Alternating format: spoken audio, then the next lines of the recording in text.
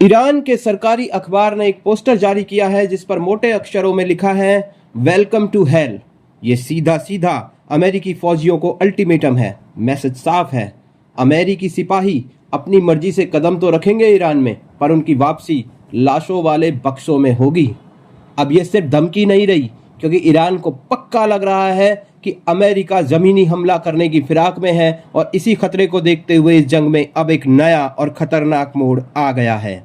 जंग अब इतनी तेजी से फैल चुकी है कि वॉशिंगटन के भी हाथ पांव फूल रहे हैं। आप इन विजुअल्स को देखिए, ये ईरान इराक बॉर्डर के हैं। यहाँ से हजारों की तादाद में हथियारबंद इराकी मिलिशिया ईरान की मदद के लिए घुस रहे हैं। ये कोई आम सिपाही नहीं है, ये वो शिया लड़ाके हैं जिन्होंने अपनी पूरी जवानी सड़कों और पहाड़ों पर छापामार लड़ाई लड़ते हुए काटी है।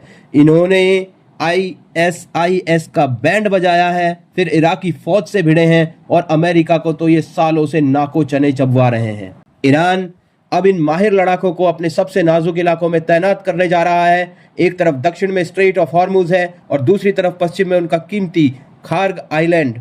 इन जगहों को बचाने के लिए ये इराकी मिलिशिया अब ईरान की रिवॉल्यूशनरी गार्ड के साथ मिलकर जाल बिछा रहे हैं। ये अमेरिका के लिए किसी बुरे सपने जैसा है। यहाँ तक कि ट्रंप के खास जर्नलिस्ट भी अब तभी जुबान में कह रहे हैं कि भाई ये मामला बहुत बिगड़ गया है। अगर ट्रंप ने इसे जल्दी नहीं रोका तो अरब देशों से अमेरिका का बोरिया बिस्तरा हमेशा के लिए बन सकता है। दिक्कत यह है कि अब हजारों अमेरिकी जवानों की जान दांव पर है। ट्रंप को भी अंदर ही अंदर पता है कि यह युद्ध उनके लिए गले की फांस बन सकता है, पर उनके सामने सबसे बड़ी मुसीबत है इज्जत। अगर वो बिना कुछ जीते हाथ पीछे खींच लेते हैं तो दुनिया भर में थू थू हो जाएगी। इसलिए वो कोई ऐसा बहाना ढूंढ रहे हैं जिससे वो अपनी पीठ थपथपा सकें। उन्हें लगता है कि अगर वो खार्ग आइलैंड जैसे छोटे से टुकड़े पर कब्जा कर ले तो वो सीना ठोक कर कह सकेंगे कि देखो हमने जंग जीत ली। लेकिन अगर ये दांव उल्टा पड़ा तो ये अमेरिका के लिए वियतनाम के बाद सबसे बड़ी जलालत होगी। ट्रंप की जितनी भी बनी बनाई साख है वो सब धूल में मिल जाएगी। फिलहाल इस अफरा तफरी में दो ही देश मजे में दिख रहे हैं, इजराइल और सऊदी अरब। इजराइल ने तो ईरान में अपना काम कर भी दिया है, लेकिन असली खेल सऊदी अरब खेल रहा है।